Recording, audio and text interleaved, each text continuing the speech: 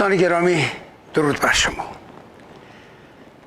سفر کربلا و زیارت آل عبا محرم امسال بنا به دستور رهبر شیعیان جهان آیت الله علی سیستانی برای مسافران ایرانی از رونق افتاد و به این ترتیب دکان پلوخوری و پولشویی به عراق برای مقامات صاحب عزا در ولایت فقیه بعد از 40 سال برای نخستین بار بسته شد. اما اینکه رژیم تخت گاز گذاشته از پشت ماشین عزاداری فقط جبران خسارت این دکان بسته شده در عراق نیست. قرارداد 25 ساله با چین، یعنی حکومتی که نه با الله میانه‌ای دارد و نه با دین و مذهب، به کاوراب یا پوششی نیاز دارد که بازار روزخوانی و سینه زنی در هزاران مسجد و تکیه میتواند انحراف کافی در فکر و ذکر عمومی به وجود بیاورد. داریم چی میگیم این مزخرف ها؟ بعضی هم دفاع غلط میکنه. نه خیلی کرونا تو مدرسه امام حسینی میاد. نه خیلی میاد. خب بیاد. ما میدانیم که میآید، فرض بیاید، اشکال نداره، ما به جان میخریم ولو احتمال بسیار قوی هم به فرض بدیم که کرونا میگه باشه، چه اشکالی داره؟ همه میدونن مجالس امام حسین جمعیت جمع میشه، ممکن است سرایت باشه، چه اشکالی داره؟ ویروس کرونا بلیه تازه است که مثل بلایای طبیعی دیگر میتوان از آن عبور کرد، اما بلیه‌ای که بیش از 1000 سال با بوق و کرنا به گوش و هوش مردم ما دمیده اند، مداوایش کار یک نسل و دو نسل نیست. برگردیم به سفر کربلا. با اجازه میخوام خاطره ای رو که از یک دوست برای من در این رابطه رسیده براتان به نقل مضمون بخوانم. 40 سال 95 برای زیارت راهی عراق شدیم. از نجف تا کربلا رو باید پیاده می رفتیم. گروه ما 6 نفر بود و من چون عربی می دانستم مترجم گروه بودم. یک شب به اصرار زیاد یکی از عراقی ها به خانه اش رفتیم و مهمانش شدیم. بعد از صرف شام صاحب خانه به عربی شروع کرد با من به گپ زدن. گفتیم تا رسیدیم به جنگ 7 ساله. ازش پرسیدم جنگ رو ما بردیم یا شما بردید؟ لبخندی زد و گفت تو چی فکر میکنی؟ گفتم به ما میگن که ما پیروز شدیم.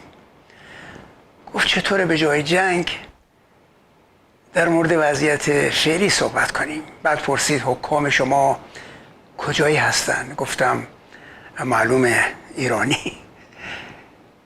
گفت ولی رهبر و اکثر مقامات عالی رتبتون که یا سید هستند و یا آخوند تشریف دارند. مگه پیامبر اسلام توی ایران بود که حالا اولادش یا بستگانش بر شما حکومت میکنند؟ مگه ایران از اول اصولا سید داشته؟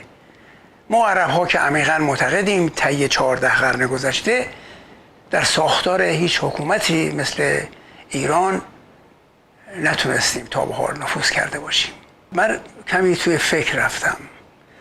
گفت خب تا اینجا که حکمرانای شما از ما هستن، حالا یک سوال دیگه، چرا حاکمای شما با تاریخ و تمدن ایرانی پیش از اسلام مخالفند؟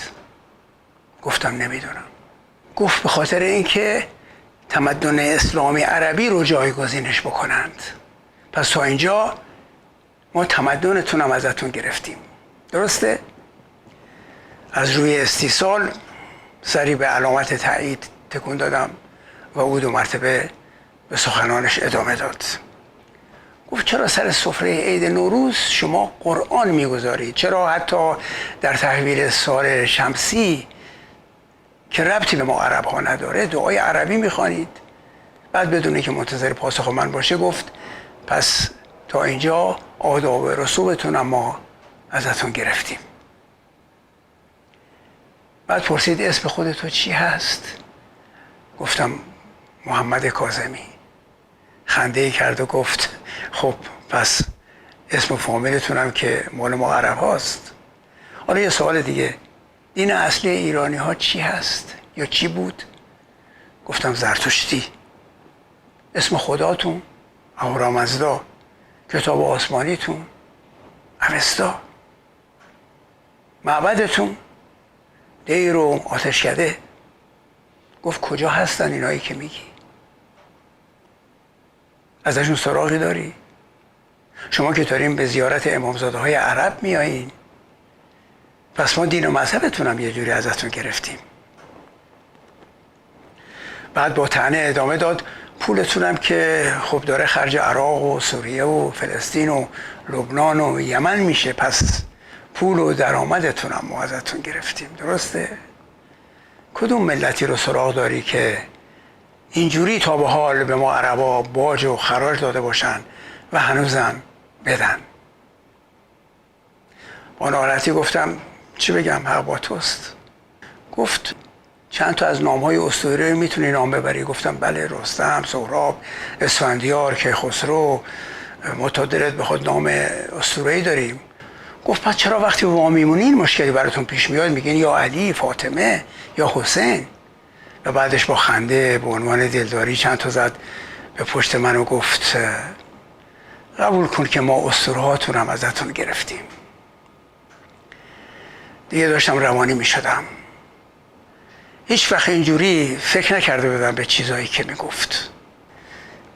هنوزم داشت ادامه میداد، میگفت ما عربا همه چیز شما رو گرفتیم و حالا مجبورتون کردیم با پای پیاده بیاید به کشور ما و اسطوره های ما رو زیارت بکنیم و باقی مانده درآمدتون هم برای رونق اقتصاد توریستی ما عرب‌ها خرج کنیم.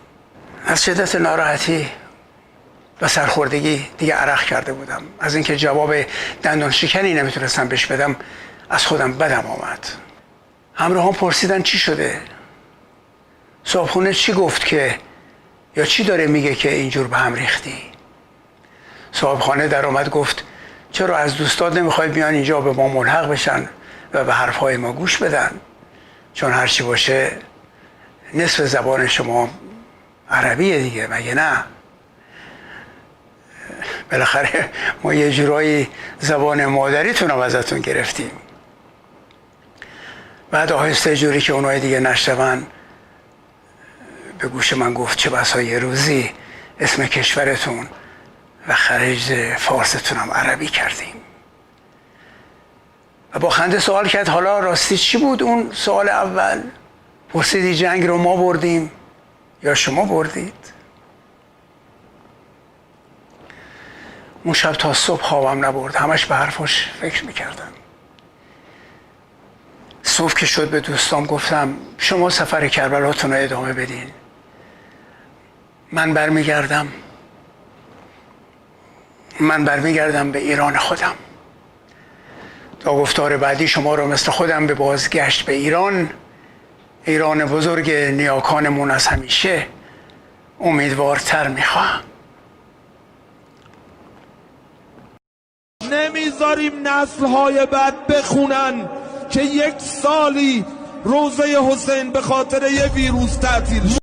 گریه کنا، علم کشا، سینه زنا، چای ریزا. نخواهیم گذاشت آقامون تنها بشه. ما وای میستیم، میریم پای حسین وای میستیم.